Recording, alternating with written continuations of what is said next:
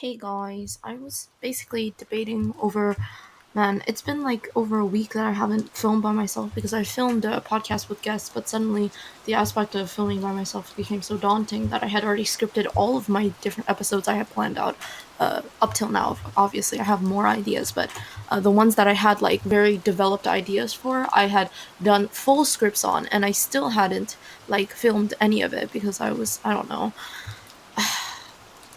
stuff has happened. So I thought that maybe the most appropriate thing would be just to catch up, you know? Like, there's a bunch of topics that I didn't really get into in the first 5 episodes that I think, well, four, because the fifth one is musical, but, in the first 4 episodes, I wasn't really able to get through them, but these are, I guess some of them are pretty small, and other of them are a little more complex, let's say. So, yeah, that's basically the intro, that's the vibe.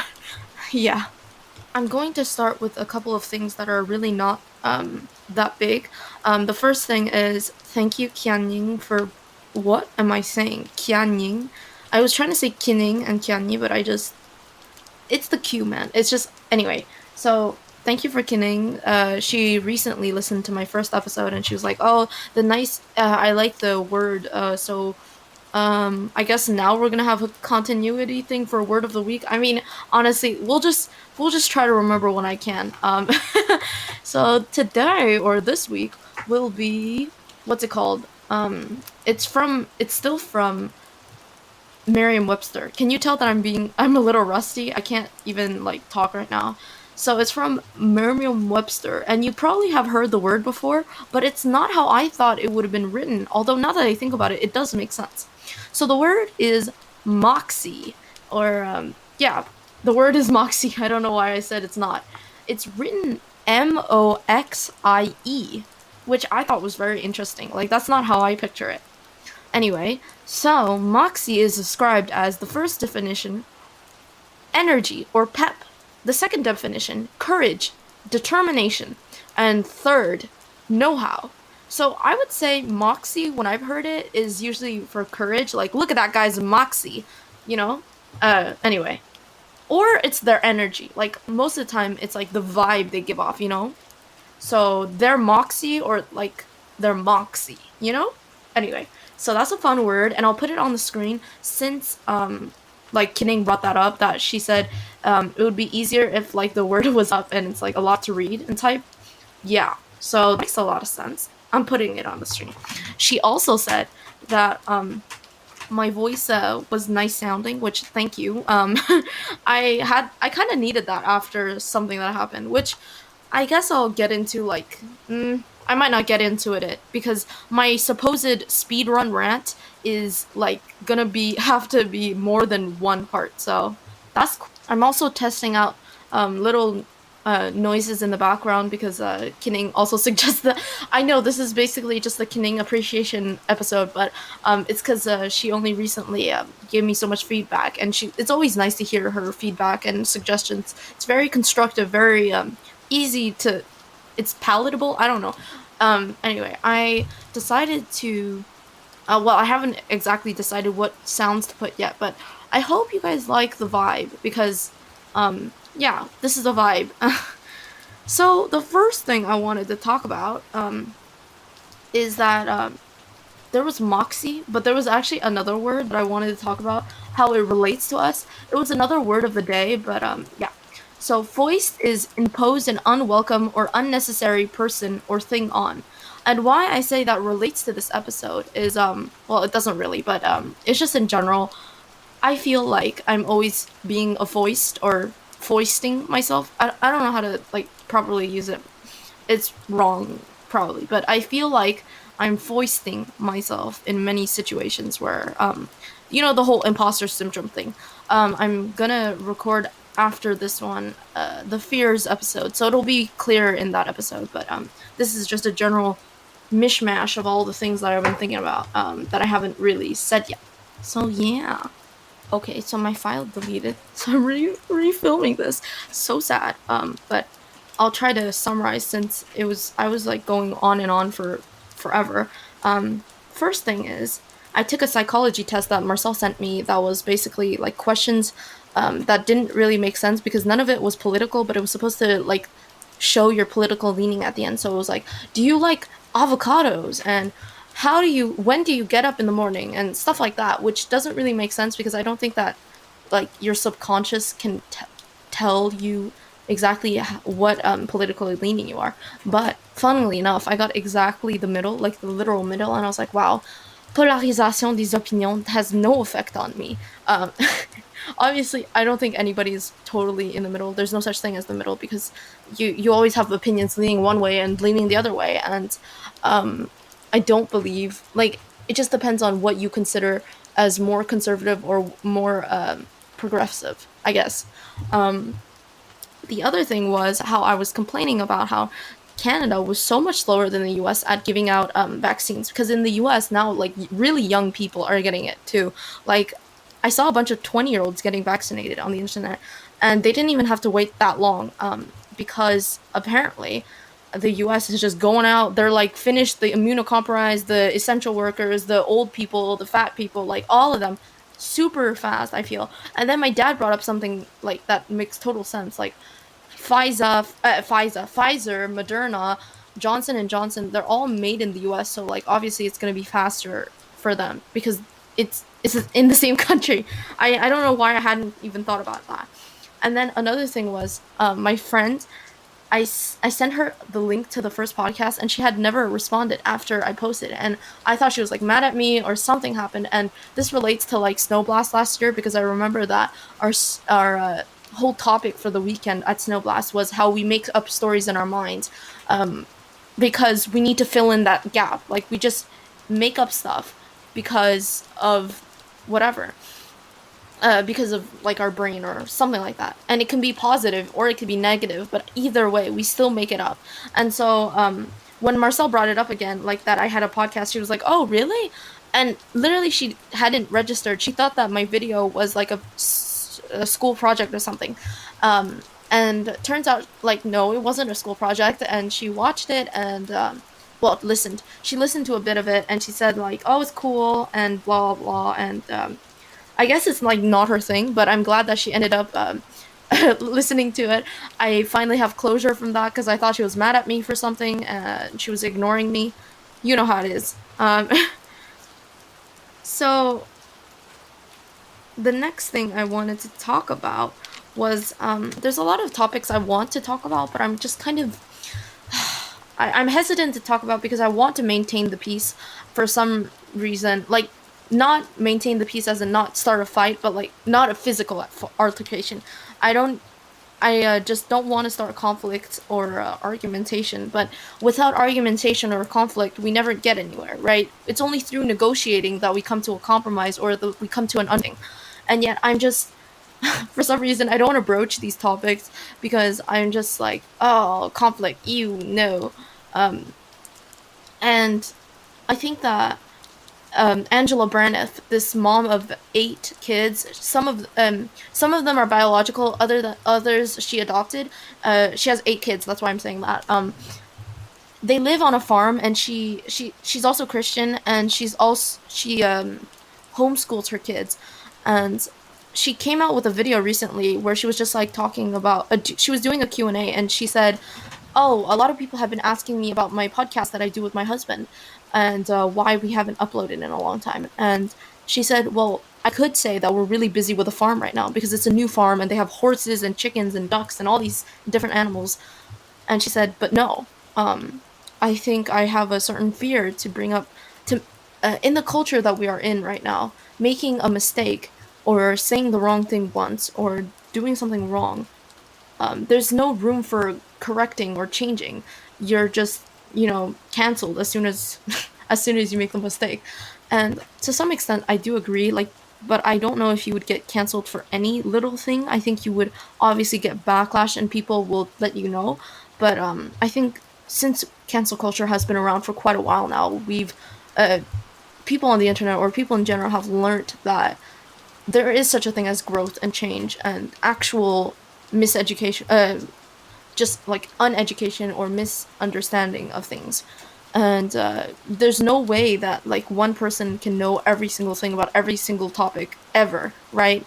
and things constantly evolve and change. So yeah, that's basically why. And obviously, you can look at this from like a Christian lens. Is it right for me to restrain myself because I want to keep the peace? Probably wrong, like morally, because we are told to be proud and strong in what we believe. And obviously, if our minds are changed, then what's wrong with that? Admitting that you've evolved and changed as a person is so important because you can't stay the same person like your whole life. That's impossible, and that's probably very unhealthy. That's why a bunch of like YouTubers, they've stayed at the same point they've been for like 10 years, and that's just not how normal human works. Like you there's ebbs and flows of change, but yeah, people are scared of that too. So yeah, that's what I wanted to say for that. And a little just tidbit, or I guess side thing. I The things that I want to talk about that like are quote unquote controversial are not even that controversial. It's just in my mind I'm like, oh well, somebody's not gonna agree with me on this, and it's not like light and airy opinions of, I don't know, memories that I had at school, or different characters at our school. It's, it's more, I guess, philosophical, whatever you want to call it. It's literal beliefs, and that usually hurts people much more than other stuff, I think, because they're like, oh well, how could you not believe in this one thing? And I think that I want to maintain the peace or not start conflict because I'm just so scared of an end. I don't know if that makes any sense, but yeah, that's my spiel. So, in other little news tidbits, this week will mark the 25th anniversary between my parents. What? The 25th anniversary for my parents' marriage, and that's pretty wild if you think about it, because it makes me feel a bit old even, because they were married in 1996. Pretty crazy stuff, right? And we're probably going to go to this really fun restaurant in Brossard. Gotta put that on the schedule, actually. Have to plan it out. Have to find a day specifically to go. Anyway, we went there once, and it was really good. It's a fusion of like Japanese and Korean barbecue restaurant. So it's like sushi with, I don't know, a steak. That's like the most basic thing I could think of, but you know how it is. And they were married on Easter, actually. Except at the time, I don't think. Yeah, my parents weren't Christian yet, so that was just a interesting coincidence.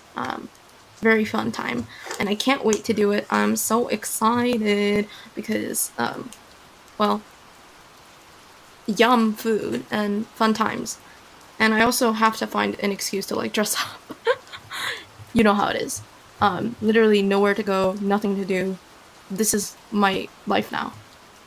So the more that I do this, the more I realize that I'm probably not gonna have the chance to do timestamps because this whole episode is just like a speedrun rant. That's what Cami gave me the idea for the title of the episode, because we love it. And the second episode will be more like unpopular opinions or just things that I've thought about that are more deep. This will be just like a light-hearted version of that.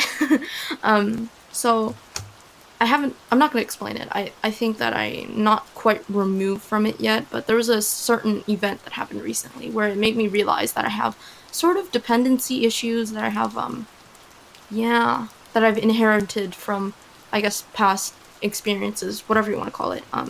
Don't want to get into it, like I said, but, I was quite mad at this person, and literally, I mean, you should pretend being mad at someone when you're with your friends, because oh my gosh, does the real tea come out? Because I never knew that my friends felt this way until I was suddenly mad at them, and then they were like, "Oh, well, I personally never liked that person. I don't know why you were hanging out with them." I was like, "Okay, you never mentioned to me to this when the two me and the other person were friends. Like, and now you feel, I get it, like it's an opportunity to jump in, but like if you feel a certain type of way, you could always tell me. Like it doesn't matter if I'm friends or enemies with somebody. Not that I'm enemies with anybody right now, but I think uh, whoever is listening to this, you should feel comfortable to talk to me about anything, because I think that's the only way that if we are truly honest with each other,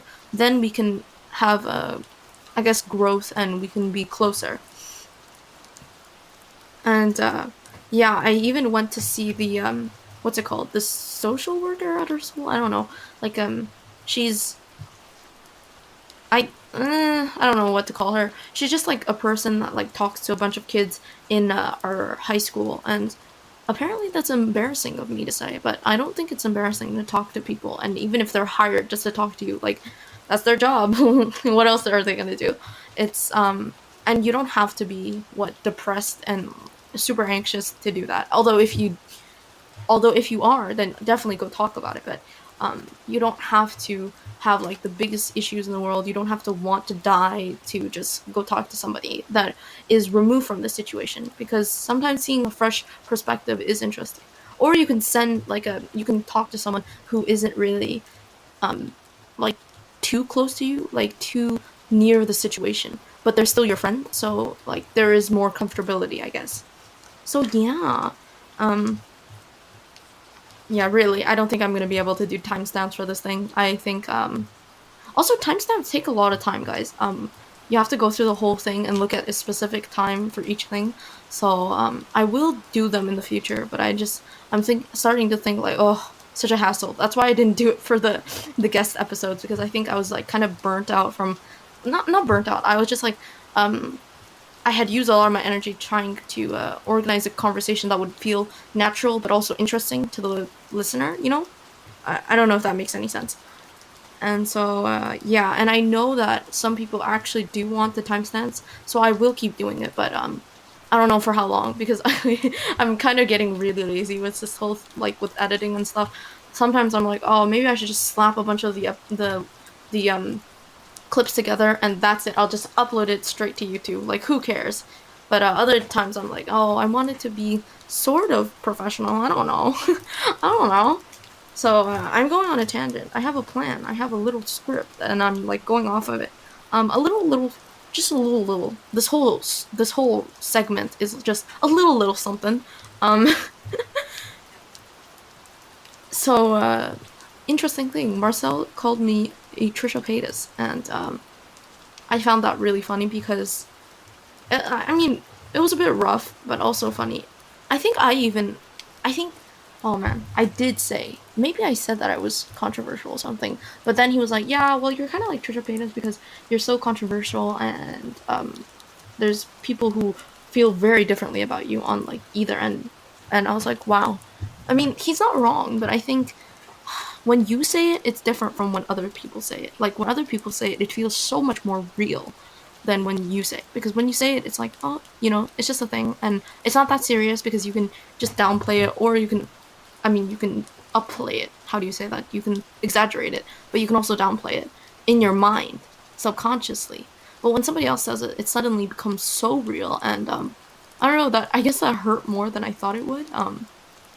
Not that there's anything wrong with being controversial. I just think that when you're controversial, that means that there is something wrong with you, or like there it's probably because, like, for real, Trisha Paytas has made a lot of mistakes in her past, and I know I made mistakes, but I don't know if I'm comparable. And obviously, it doesn't matter if you're comparable. It doesn't matter how many mistakes you've made. If you made one, then you've made all of them, right? But it's just, I guess, it's just like my brain thinking, trying to rationalize or think that I'm better. But to be truthful, yeah, I have like, I mean, think about all the friends who've abandoned me, or like that I've like chased away, or whatever you want to call it. So yeah, makes sense. The next topic is I feel like I have more ideas than allocated time or allotted time. That's why I'm like filming, let me think, 5 plus 3 4, I'm filming 9 episodes during this week, hopefully. So that's why I'm filming like multiple episodes per day, because I'm like, oh, I have to finish before the next weekend, because the next weekend I'm planning just a little seance of just time for myself. Yeah, being so selfish or whatever. Just, I mean, it's not really that I have anything. I just need time to process. I feel like this year has gone by so fast, and I haven't really had the time to cope or catch up with myself, if that makes sense. And I'm not really gonna do anything special. I'm just, I'm probably gonna play some music and write a very lengthy letter to myself. Anyway, so that's what it means. Another thing I thought about was, well, first of all, time is passing so fast for us, and with that, dynamics are changing. I was told recently about how 401, the class that I wish I was in at the beginning of the year, which I don't necessarily feel the same way anymore, but that's just how I felt. I was like, well, I want to be in 401 because a lot of the nicer people I feel are there, even though that's not fair. Like, a lot of my friends are in 406. It's just I thought that the general vibe of 401 would be like nicer or whatever. Anyway, it doesn't matter.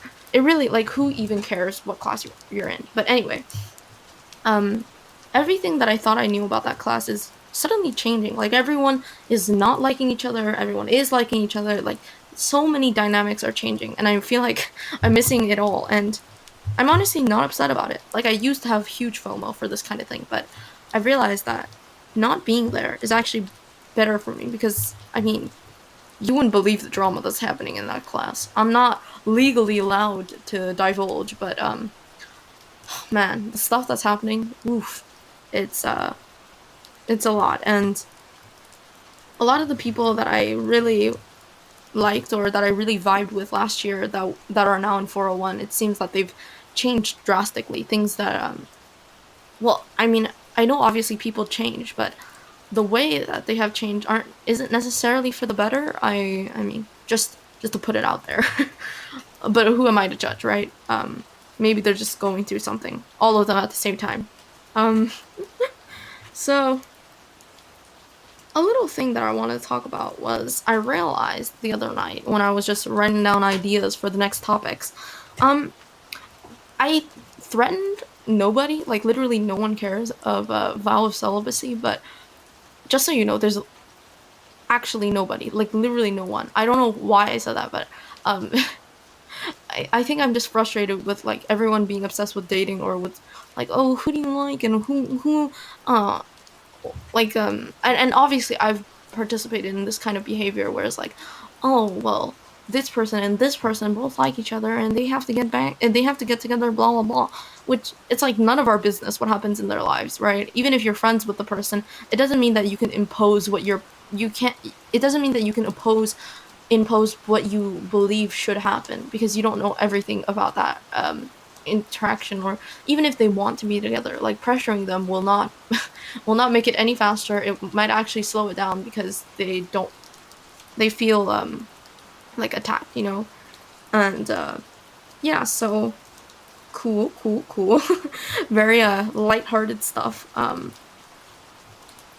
I also recently realized that um I I feel bad for wanting to be more girly. I don't know why. Like, I mean, on the outside, you probably think that I am very girly because the way I dress, I guess I do dress a lot, like very much girlier, and I have long hair and all that stuff. But on the inside, I've never felt like that girly, if that makes any sense.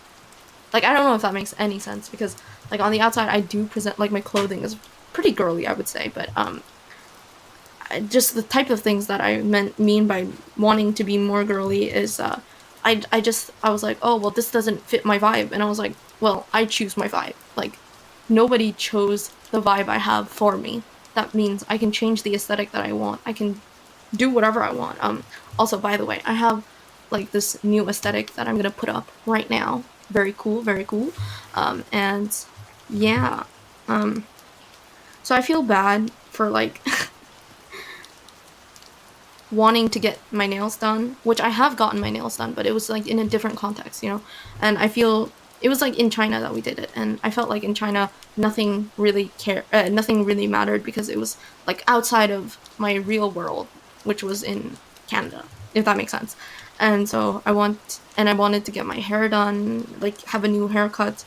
I also even thought about wearing makeup, and I haven't really, like, I've never wanted to wear makeup. And, you know, I think this just clashed with, like, stuff in my brain with what I think that I should be. Like, I don't know what that makes, if that makes any sense, but for some reason I thought it was wrong of me to want these things when it's not wrong to want them, it's wrong to, like, idolize them, right? But just wishing to, or thinking that it's pretty to do something shouldn't shouldn't be wrong. I don't know. It's yeah, just something that's happening with me. I don't really know what to do about it, but I usually just go for it. But this is just my internal conversation. That's basically what the podcast is. Oh, so back to the vowel syllabus. I literally didn't finish that thing. Um, I meant like people are just too obsessed about how they are, how they, how interactions are, and like it's always a romantic thing. Like no matter what, it's like the people obviously like each other. And again, for the record, there is literally nobody that likes me in that way. Obviously, people like me as a person. Hopefully, fingers crossed. It's only been 4 years that a lot of people that I've known a lot of these people, but yeah, I just wanted to say that because do not misconstrue me. Like it was sarcasm. Like I wasn't gonna actually do it. Well, I guess technically you are celibate if you're single, but it's not like specifically chosen. I don't know. It makes no sense what I'm saying. Um, literally no sense. So back onto the yeah. So like I said, this is even though I've scripted this, it's still a very ranty type of podcast because I'm just like all over the place. I'm like I don't know, man. So uh, whilst this whole tea was unraveling, that my friends were revealing their true feelings about a person that I've been friends with for a while. I remember I brought up another topic where I was like, "Oh, this other person doesn't like me, and they're friends with the other friends that I have." I realized that I shouldn't really mention names as much anymore because you know how it is. Well, I mean, I'm sure they wouldn't mind, but sometimes it's just better not to mention. Let's just say I was with friend A and friend B, and we were talking about friend C, right? That something happened with them. And then I brought up friend D, who's friend A and friend B and friend C's friend, but was not my friend. Well, not friend D is not my friend, but D doesn't like me. Just let's be honest. They definitely don't like me. And I spoke about it to friend E, let's say, and E was like, "Well, actually, D has no reason to not like you. I think that D just hears through the grapevine things about you and believes them that they're true. Because I was with D. I was in a class with D, but for a very short amount of time, and yeah, and so I brought this up with friend A and B, and B, who's closer to friend D, was like very suspicious. Um, B didn't say anything. Was just like very quiet when I said there is no reason for friend D to not like me. And turns out, I mean, like I said, this might just be me making up stories in my head again. But I was like, what did I do for friend D not to like me? For friend D, like I would never want friend B to defend me with their other friends because that's just like why would you want that, right? I should be able to defend myself when I need to, but I was just thinking like what did I do? Did I do something to D? But I have no recollection of it if I did do something. So now I'm just like cramming into my brain like what did I do? What did I do? And I obviously don't want to ask friend B because I feel like that's kind of awkward, and I don't want to put them in an awkward position where it's like they have to divulge maybe a secret that D told them, and it's like this whole situation. It doesn't. You know what I mean. You know what I mean. This is just a very short little tidbit, but I decided to like change to a middle part because I've been in a side part for a long time. I haven't been in a middle part since probably like sec one, I would say, and this was after I realized it was during the millennial versus Gen Z cringe debate. Oh my gosh, that was literally so cringy. Especially the millennials who are like playing songs or who are rapping. Oh my gosh, so cringe. Because the Gen Zers were just like, haha, you're old or whatever. But then the millennials really wrote full on songs for these. I just, oh my gosh, it's so embarrassing because obviously this is a very minute percent of both generations, but it's just, oh my gosh. If you guys want me to tell you about the drama, basically the drama was on TikTok where it was just like, oh well, look at the millennials wearing skinny jeans and high wasted stuff and having a side part, and that was basically it. That was basically the conversation. And like, oh, look at us, Gen Z. We wear like baggy jeans, and some of them are low waisted now because Y2K is back. And we wear like middle parts because we want to like have that nice even hair and so many hairstyles or whatever. It was very petty, right?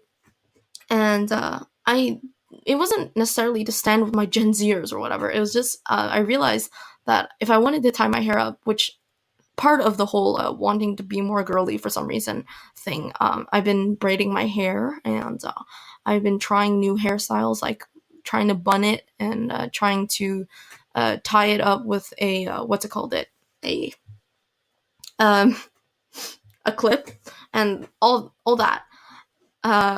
So yeah, I thought that the middle part would be easier because you can split your hair evenly. When you have a side part, like there's always one side of the hair that's like heavier or more, and it doesn't look as even and doesn't look as good. But it still shifts to the middle, the side part because I've had it for so many years. So fun little tidbit, I guess. Next up, I am just very feeling. I'm feeling quite, how do I explain this? I'm feeling a bit petty about the posts I like, and it's so weird. Like, it sounds so stupid, so dumb. Why are you even entertaining this fact, Hannah? But this is the podcast where I learn how dumb I am. I guess so. Let's just go with it. Anyway, I realized that, oh my gosh, some people, when I like all their posts, they don't like my posts, and suddenly I don't want to like their posts anymore, which is so dumb. Like, who even cares, Hannah? Like, why would you care if somebody likes your post? But for some reason, I was like, oh, but we're mutuals. We should like care about each other's stuff. I'm. Why should I need to force them? Like they.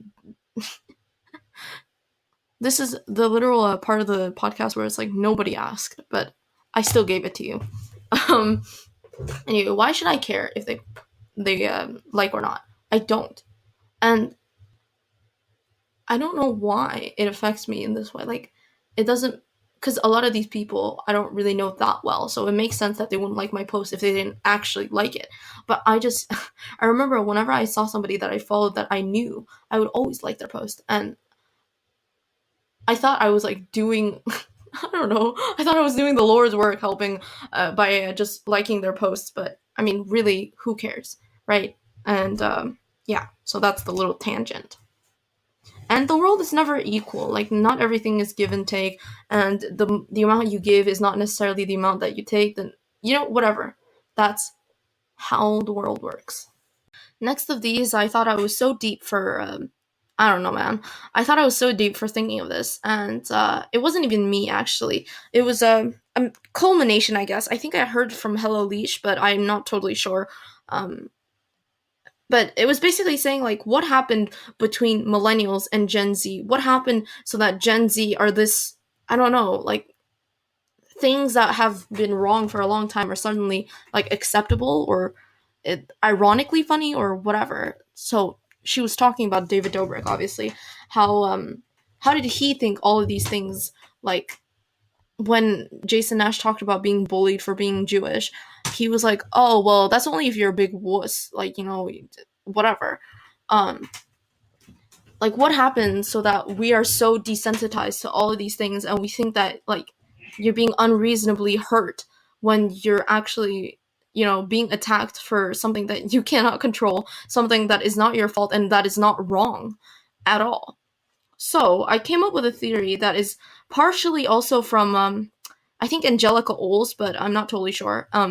So basically, I said that we are a provocateur generation where whatever we want to do that is edgy is to make our life interesting. We haven't really had a struggle in our lives. We haven't lived through something hard, at least until COVID. And So a lot of the kids we know will be drinking, taking drugs, partying, having explicit things happen, etc. But even so, like that's what past generations have done. So it's still not sure. Like, what's in the Kool Aid? You know, what have we done to turn out like this? Obviously, because even for me, I'll be honest. Like when I saw, I'm trying to think. Like Lily Singh's content used to center around her pretending to be her parents, and it's not until recently I realized that's honestly very wrong because you're portraying a stereotypical version of what people imagine a pair of Indian parents would act like, um, and you know, I guess is it really funny? I don't know if it's that funny anymore. I thought that was really funny in the past, but is it right? Also debatable. Like, um, obviously, I'm not the content police. Like, it's free speech, and it's also like she wasn't saying anything that was that harmful. It was just using a stereotype, right? Are we? I think that we now are like beyond that in society, and I don't know how this came about. It's just yeah. I don't have a full thought on that. And then I compared it to, for us, the regular program are the ones who are the wildest, who do the most drugs or like drink the most or have parties, COVID parties, obviously. Very funny, very not cool, but whatever. Our program specifically doesn't have any like partying, and we don't have any drugs. The people who do drugs left, except for recently. Can't name what happened, but let's just say it wasn't because of Semitic people that it happened, but you know how it is. And maybe it's because we lead more fulfilled lives, or maybe because we're all immigrants, which does make a difference, I think. When you, I don't know, it's probably also because of the whatever you want to call it, the stable parent relationship. Um, Probably controversial to say that, but if you have, even if your parents are like divorced, but you have like a solid amount of like adult figures in your life, usually that'll help you get like lead a normal, not normal, like not so crazy life. And we also do science, and I don't know if that makes a difference. Like we do stuff that is special, quote unquote. Like maybe the regular program people just don't feel special and they need something to like change their minds about how they feel. I don't know. I'm just speculating. It really it's for a very small amount of people, but it's just that the amount of people that do drugs in PSA is way disproportionate to the other programs. Even if like they have 3 classes versus all the other programs having 2 or 1 class, it's still an alarming amount of people. I don't know. It just, I mean, I don't know, man. My last things are pretty lighthearted, and yeah. So the first one is about the fact that until Sec 3, which is so embarrassing. Oh my gosh! Until Miss Tulos corrected us during our first written production. I think it was for Catcher in the Rye. She was like, oh no, it might not have been the first one, but it was one of the first, okay? And she was like, okay, guys, you guys literally say anyways in your texts. And she clarified, anyways is not a word. Anyway is the word. And I always thought that people who said anyway were like trying to be fancy, but it was just that they had proper grammar. This is so embarrassing. For somebody who's been speaking English like her whole life, I never realized that anyways is not a real word. I literally thought that people who said anyway were like trying to be fancy or trying to one up me, but I was wrong. I was wrong. So yeah, that's just the thing. And the other thing was, I recently learned. I guess I should have known, but I just didn't. Um, Catholics believe in purgatory, and purgatory is basically this place where it's not hell, it's not heaven. It's basically a place where like people, uh, maybe bad Catholics, will work off their sins or something, and they'll be able to go to heaven after they work through purgatory. Which for me, well, I'm gonna get into my opinion after this, but um, it's like I was so shocked that Catholics believed in that because I thought Catholics and Protestants have like very close ties or very close beliefs. They're supposed to all be under the like veil of Christianity, but I guess Christianity has like very much gone through so many changes, and it has really spread, but not in a good way, I guess. You know, that's what they said in the video on Christianity we had to watch for ethics class. It was like, oh well, it's such a non-malleable religion. Like they always believe that they have to only believe one interpretation of the Bible. uh but like, Jewish people, they always argue on the interpretation of the Bible, which, I mean, for a lot of big things, there's just one belief. But for like small intricacies, there's obviously debate between people. Like, well, I think that represented this event in this person's, in the character's life in the Bible, or this was definitely referencing for future. It was definitely prophesying the future or whatever. Um, and also for the Jewish people, they have certain sects. Like they have the Orthodox Jewish people, or I forgot what it's called, Hasidic. Um, those are the people who are very strict, and there's the more like and they'll only eat kosher food or whatever. And then there's like the medium, I guess, the basic Jewish person who, I guess, is just basic, right? And then there's the more liberal Jewish person who isn't really doesn't subscribe to all of the Jewish beliefs or whatever it may be. And those are three different places, because if you're an Orthodox Jew, there isn't really a chance for you to like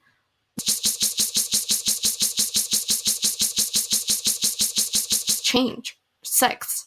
That's why like the Protestant church like divided into so many different things, because it was like, well, I believe that this is how like heaven will go, and I believe how whatever. That's basically what it is. And I mean, that can be a good or a bad thing. It just depends on how you interpret that. But uh ooh, I forgot to mention what my opinion was on purgatory and Catholics. Also, again, this can be seen as a good or bad thing depending on if you're not a Christian or if you are a Christian. But um Catholics has very physical imagery of like Jesus, and I don't know. I thought that that was always quite tacky. Why do you need to have a physical thing showing that you're a Christian? Like, do you not show it through your actions? It's like when people say, I'm a good person. Again, if you subscribe to the idea that people can be good or bad, but when people say, I'm a good person, guys, do you really trust that? It's like, yeah, I'm a Christian because I have like pictures of Jesus in my house and I wear a big cross. And obviously, I know that's part of like being a Catholic. They want to they wanted to be a part of the conversation, but I don't think it's ever natural to be just like, oh, look at that huge cross on your neck. I obviously don't know what that means. Haha. Like I mean obviously for the the northwestern hemisphere, or specifically North America, like any place in the US or in Canada, most of the time if you see a big cross, you're not wondering what that thing is. Like and it doesn't necessarily make the person more willing to ask you about your faith. It's just that they're more aware of it, let's say. Anyway, that's just my 2 cents on it. And for the purgatory thing, I think this is again a difference in belief, where for Catholics, they do have a hierarchical belief that if you do more good things on earth, then you will be more rewarded. Which I guess for some like Protestants, they also do believe that, but not to the extent that Catholics believe. Catholics will think that like if you do the rosary every night, then that makes you a better person than the Catholic that hasn't gone to church in like a year or whatever. And it's more like it's not a bad thing to do the rosary, because I guess it's like a list of prayers that you memorize, and if your intent is still there and if you still believe whatever the prayer is saying, like obviously that's great, you're praying like every night.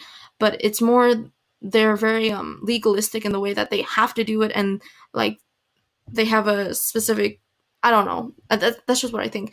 And purgatory seems to be a representation of that.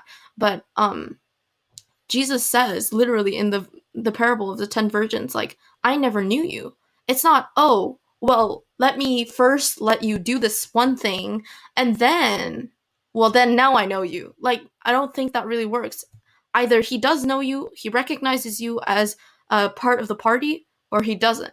It doesn't, like, especially, I mean, there's other, like, parables, but, like, in that parable specifically, it's very clear that those five people, even if they were late to the party and they were not accepted into it, so they can't sleuth their way in, they just have to depend on what they do on Earth.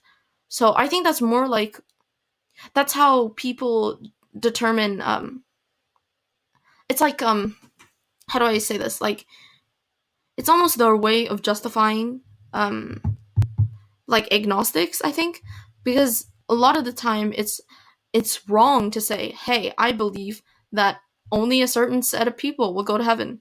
And now the progressive Christianity view is like, well, everybody's right. Every single religion is right. And everyone that believes in like, anything will go to heaven, which that would mean that there is many gods, or, you know, I don't know if I'm being coherent at all, but that just, I think, we have sacrificed our individuality so that we can have conformity, so that we can have comfort, so that we can have ability to, I don't know, to be whoever we want to be, when that's not necessarily who God wants us to be. Obviously, I'm sorry, I'm going on like a Christian rant. You can totally skip through this whole thing. If you're not Christian, this is probably just like, you're like, oh, I don't care, man. I really do not care. But I thought this was important for all my Christian gal pals. Because let's be honest, only my friends are listening to this. But I thought it was important to mention. And obviously, this is no hate to like Catholic people. I totally respect the grind that you guys have, like the dedication you guys have, the commitment that you have to do so many things. I just don't always necessarily agree for the reason and the intent. And I thought that was very important to mention. Like, the things that you do are not wrong. They could be seen as good. It's just that the intent that you have behind them is very important. Are you doing it for God so that you can further your relationship, or are you doing it for the satisfactory feeling that you did something? Right? Again, if you're not a Christian, like, you probably do not care what, like, whatever, but it made me think a lot, because we watched like a morality video about Christianity for our ethics class, and it was interesting to see somebody like analyze what Christianity was from an outside point of view, since I've always been on the inside, I guess. Even if I try to like have a outside perspective, like see a bigger point of view, but I'm never able to, because it's like you're so in it, like you're not quite able to see it as it is. And the things that he pointed out were very interesting. Like, he pointed out that uh, we have a hierarchical religion because humans are seen as higher than the animals of the world, and not all religions do that. Like, I know indigenous communities, they believe that they are just one part of the earth, and they are actually the most destructive part of the earth. And I know that, what's the other one? In Buddhism, obviously, you believe that all people are, like, all people, animals, plants, anything that is living, or maybe not even living, like, all things are equal, because you can be reincarnated as anything, so you should respect your environment, or something like that, right?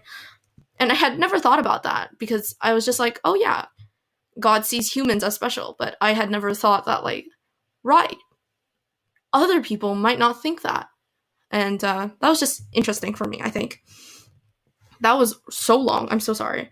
Um, uh, Interesting thing about the Catholic Church as well. I'm just gonna keep going. Once I've started, I cannot stop. Apparently, so I think that in history class, like, it also makes sense because of Quebec's history with the Catholic Church, and since Quebec is French, and French is like more closely linked, like the Quebec French people are more Catholic than they are Protestant, although now they're just atheist. There's less than 1% of the population that considers themselves Christian, I think. I mean, don't fact check me on that, but I'm pretty sure that's what it is. And yeah, so the small percentage that are still Christian would consider themselves Catholic, or most of them.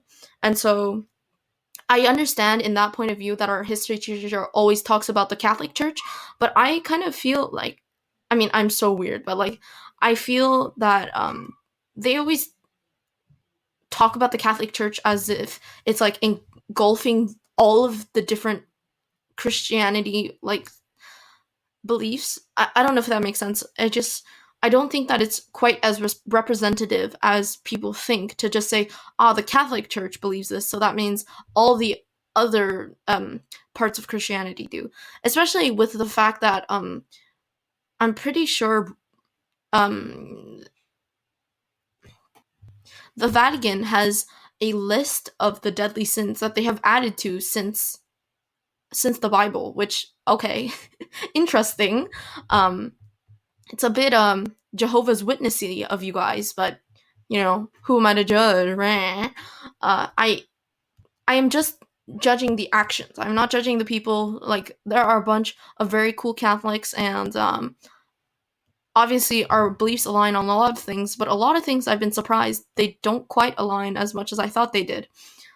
So yeah, in the Catholic Church, the list of the deathly sins has augmented because in the Bible, right, there's like gluttony. There's why can't I think of any of them?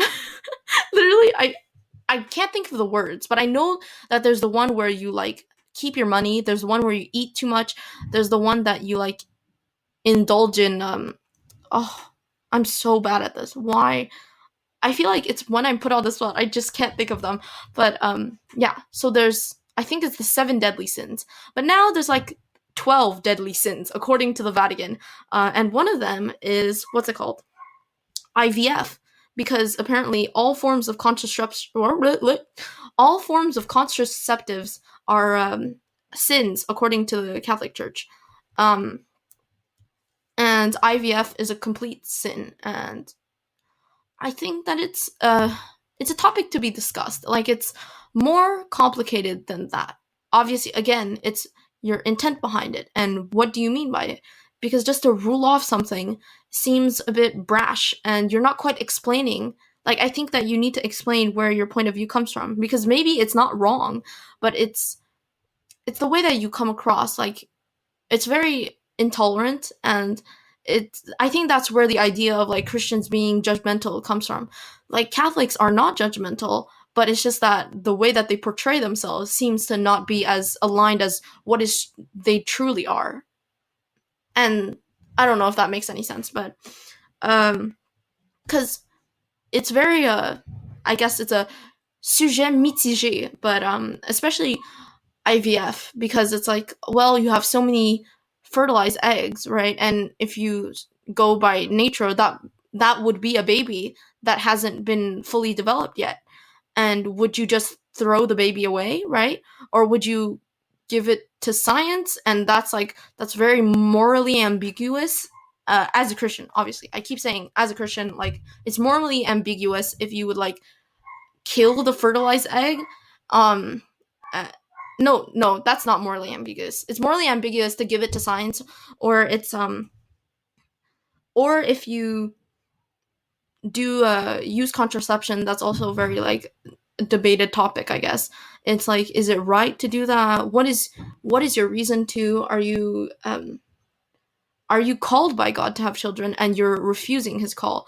But if you were told by God not to have children, then maybe you're supposed to use contraception, right? So it's very complicated. I'm not totally educated, so if you have more thoughts on this, like obviously tell me. I don't know everything, and this is just what I think up till now. Like I don't have a full on yes or no on a bunch of things, but I just like to think about from what it looks like. Like maybe I should call it from where it looks like. Well, turns out that wasn't the last thing. Haha, I'm such a clown. But it's quite late, so I'm whispering. Hope you get the the ASMR tingles. I don't know. So I wanted to say that I have 2 more things that well, 3 more actually that I wanted to talk about. There was one that's very short. I wish I had that like vibe of like going indie shopping, going to indie shops in Montreal, or going thrifting with my friends and getting matching clothing that like isn't totally matching, but also like it coordinates. I don't know. That's like a very niche fantasy that I have. That makes no sense, but well, it does make sense, but it's like, I mean, why? Anyway, again, I have emotional attachment to inanimate objects. So fun. So another thing was I put this on my story. It's an ASAP science reel, and it's how I really feel. Like, you know how I always say. Well, how I always say it's a mentality that I have where I'm like, who cares? Like that not who cares, it's like nothing matters.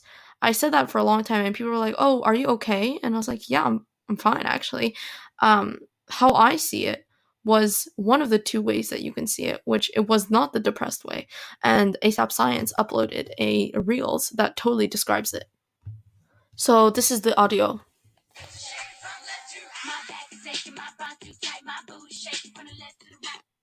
So basically it's like it's this versus that, and it goes from very like mellow to like very intense. And so it says, when you realize the sheer scale of the universe renders your life problems meaningless. And it's like, oh, ooh, sad. And then after, it's the music, and it's the same thing. When you realize the sheer scale of the universe renders your life problems meaningless. And it's like there's always a different way to look at something, and it can be seen as a positive thing, because if nothing matters and if your life really has no real impact, really, you're able to really do and make mistakes and grow and change. And I think that's the issue we have with like celebrities. We put them on such a high pedestal that when they disappoint us, it's devastating, maybe, I don't know. It's just different. And when we're just us, right, and we're doing things, we're able to do whatever we want, if you want to call it that. Like, we can do whatever we want within reason, obviously. And we have the freedom because our life doesn't matter. Look, as a Christian, I will say, yes, your life matters, but in the grand scheme of things, it was just because you were chosen to be loved that you were loved. When really you're not actually important, but you're important to God because He chose you. If that makes sense. Like, you are important to Him. That's why you matter.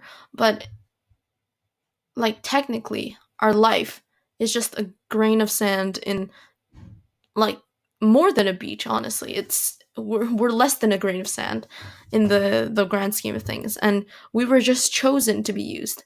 That's why we should be so grateful, because if we didn't, obviously I'm talking to the Christians, if we didn't have purpose, like, life would be very hard to go through, and yeah, I feel like I didn't explain that properly, but I think you get what I mean. Anyway, it is what it is. And the last thing I wanted to talk about was just a short spiel, or spiel, whatever way you want to pronounce it.